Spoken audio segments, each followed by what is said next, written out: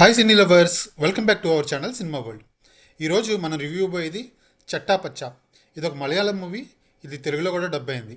John 22న ఈ movie థియేటర్స్లో release అవుతుంది. టైలర్ అండ్ ట్రేజర్ ప్రకారం ఈ మూవీ కంప్లీట్గా రెజ్లింగ్ మీద బేస్ అయిన మూవీ.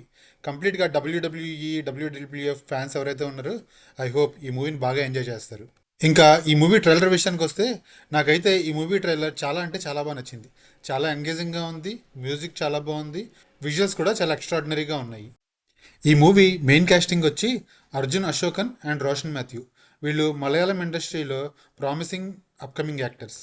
ట్రైలర్ ప్రకారం ఈ మూవీ స్టోరీ వచ్చి ఇండియాలోని ఒక ఊర్లో రెజ్లింగ్ స్టార్ట్ చేస్తారు కొంతమంది.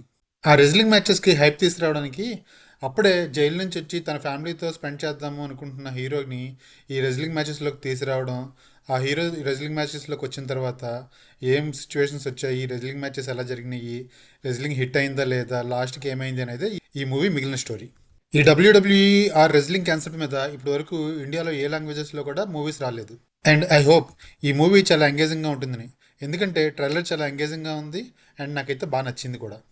ఈ ట్రైలర్లో నాకు వర్కౌట్ అయిన విషయాలు ఏంటంటే విజువల్స్, బ్యాక్గ్రౌండ్ మ్యూజిక్, హీరోతో పాప sentiment, training scenes and fighting scenes, ఇవన్నీ కూడా చాలా ఎక్స్ట్రాడినరీగా ఉన్నాయి. మీరు కనుక ఈ ట్రైలర్ని ఇంకా చూడకపోతే ఈ వీడియో డిస్క్రిప్షన్లో మీకు ట్రైలర్ అండ్ ట్రేజర్ లింక్స్ పెడతాను.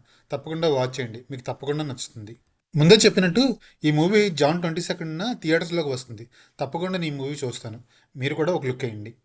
ఈ వీడియో కింద ఫ్రెండ్స్, మీకు గనుక ఈ రివ్యూ నచ్చినట్టయితే కనుక తప్పకుండా ఈ వీడియోని లైక్ చేసి షేర్ చేయండి.